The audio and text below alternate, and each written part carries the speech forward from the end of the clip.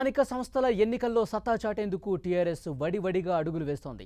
ఇప్పటికే కుమరం భీం జిల్లా TRS ZP chairperson అభ్యర్థిగా మాజీ ఎమ్మెల్యే కోవ లక్ష్మి పేరును ప్రకటించారు కేసీఆర్. దీంతో ఈ జిల్లా టీఆర్ఎస్ శ్రేణుల్లో కొత్త ఉత్సాహం కనిపిస్తోంది.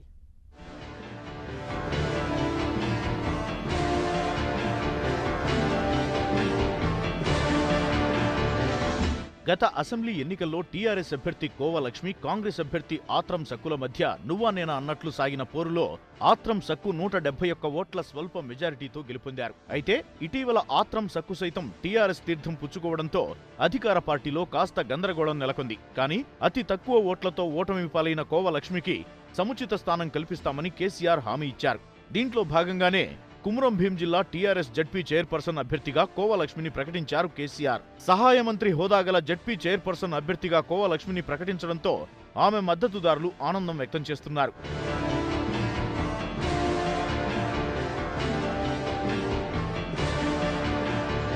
ఆసిఫాబాద్ పురపాలికగా మారడంతో కోవ లక్ష్మి తమ ఓటు హక్కును తిరియాణి మండలంలోని స్వగ్రామం భీంజీగూడకు మార్చుకుని లోక్సభ ఎన్నికల్లో అక్కడే ఓటు వేశారు. జిల్లాలో 15 మండలాలు ఉండగా ఇందులో సిర్పూర్, లింగాపూర్, జైనూర్, తిరియాణి, కెరమెరి మండలాల జెడ్పీ స్థానాలు ఎస్టీలకు రిజర్వ్ అయ్యాయి. ఇందులో నుంచి జైనూర్, సిర్పూర్ యు, కెరమెరి ఈ 3 మండలాల్లో దేన్నుంచైనా కోవ లక్ష్మి పోటీ చేసే యోచనలో ఉన్నారు. గత అసెంబ్లీ ఎన్నికల్లో సైతం ఈ మండలాల నుంచి అధికంగా ఓట్లు రావడం, గ్రామ స్థాయిలో పట్టున్న కార్యకర్తలు, నేతలు ఉండటం, ఆదివాసీ ఓట్లు అధికంగా ఉండటం వల్ల ఇక్కడి నుంచే పోటీ చేసే అవకాశం ఉంది.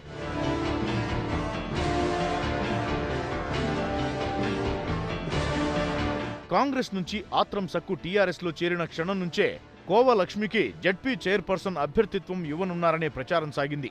ప్రస్తుతం ఆసిఫాబాద్ నియోజకవర్గంలో కాంగ్రెస్ ను ముందుండి నడిపించే నాయకత్వం లోపించింది. ఈ క్రమంలో ఆత్రం సక్కు సైతం టీఆర్ఎస్ లో చేరడంతో కోవ లక్ష్మి విజయం నల్లేరుపై నడకేనని రాజకీయ విశ్లేషకులు అంటున్నారు. సక్కు వర్గీయులు సైతం కోవ లక్ష్మికి పరిపూర్ణంగా మద్దతు తెలిపితే జెడ్పీ రేసు ఏకపక్షంగా సాగనుందనే ప్రచారం సాగుతోంది.